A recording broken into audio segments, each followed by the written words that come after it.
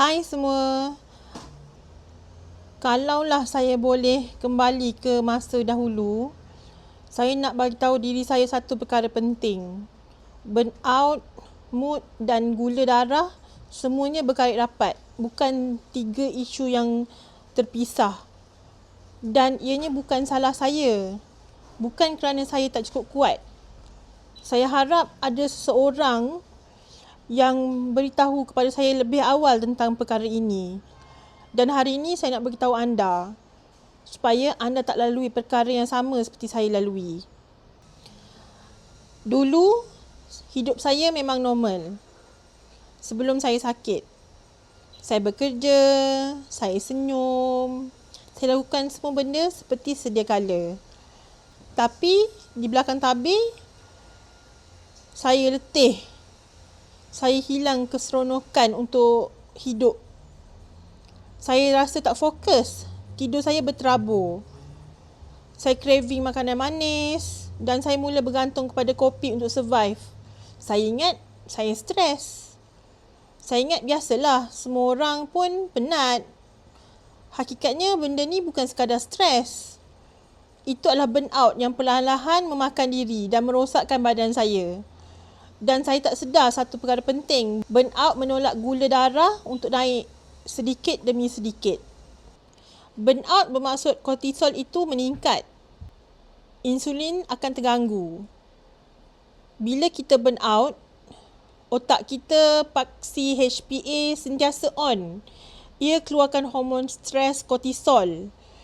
Dan kortisol akan buat 3 perkara. Menaikkan gula darah, membuatkan sel tak sensitif kepada insulin dan mencuri tenaga dari saraf. Inilah sebabnya burnout akan menyebabkan gula naik dan mood akan jatuh automatically. Nombor 2, mood tak stabil bersamaan dengan gula darah turun dan naik.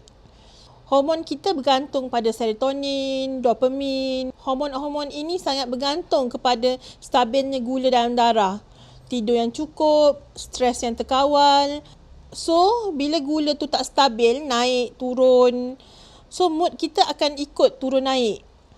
Kita akan jadi mudah marah, sedih, anxious, hilang motivasi. Bukan sebab kita tak kuat. Ini adalah biologi. Perkara ketiga, tidur yang tak stabil menyebabkan gula dalam darah tidak normal. Jika satu malam anda tidak tidur dengan berkualiti, anda akan rasa badan anda tidak selesa. Perkara ini terjadi kerana fasting glukos akan lebih tinggi, craving gula keesokan harinya, peningkatan kortisol, mood tak stabil dan bila corak tidur rosak setiap malam, bacaan gula pun akan rosak untuk setiap pagi. Kalaulah saya boleh jumpa diri saya yang dulu, saya akan tekankan perkara-perkara berikut. Bangun pagi rasa letih walaupun kita tidur awal. Craving makanan manis pada waktu petang. Mudah tersinggung, rasa tak ada jiwa dalam kerja. Rasa lost. Susah untuk fokus, perut kembung dan tak selesa. Tidur yang selalu bangun-bangun di tengah malam. Susah untuk switch off. Semua ni bukan tanda kita lemah. Semua ni adalah tanda tubuh kita dah terlalu lama hidup dalam mood stres. Tapi dulu saya tak tahu tentang semua ni. So, apa yang menyebabkan saya sedar tentang perkara ini? Wake up call saya datang bila saya buat ujian darah. Ujian kesihatan. HbA1c saya naik. Fasting blood sugar berubah. Tidur makin teruk. Tidur awal, bangun lambat. Tidur lambat pun, bangun lambat. Sedar-sedar tengah malam pun, bangun lambat juga. Emosi makin teruk. Saya ingat saya cuma penat. Tapi hakikatnya saya berada di ambang prediabetes akibat burnout. Masa tu saya rasa takut, tapi saya juga rasa lega. Sebab akhirnya saya ada jawapan. Apa yang saya buat untuk pulih? Saya tak berubah 100% dalam satu malam. Mana ada orang boleh berubah sekelip mata? Saya mulakan perubahan kecil tapi konsisten. Perlahan-lahan, tapi pasti. Saya buat 4 perkara. Nombor 1, stabilkan gula darah.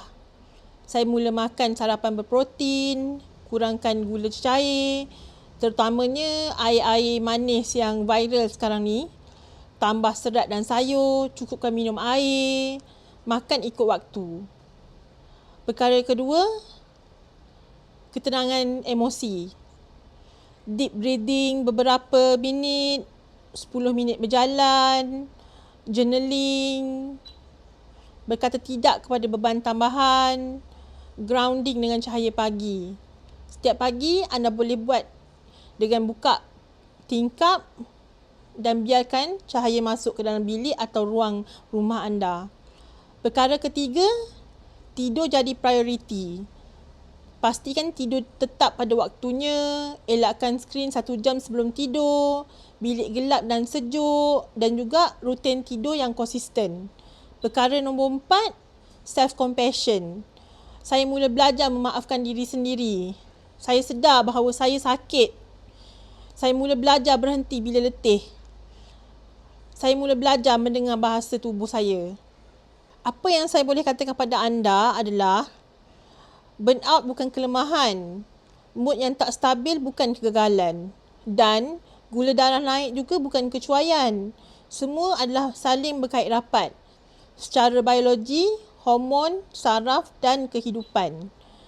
Dan saya harap video ini membantu seseorang yang sedang bergelut dalam diam. Jika anda rasa video ini bermanfaat, tekan like supaya lebih ramai orang dapat manfaat. Subscribe untuk lebih banyak perkongsian tentang HbA1c, burnout, mood dan emosi, tentang tidur, perjalanan penyembuhan diri, dan anda boleh kongsikan video ini bersama orang tersayang. Kadang-kadang satu ilmu kecil boleh menyelamatkan seseorang. Take care. Bye.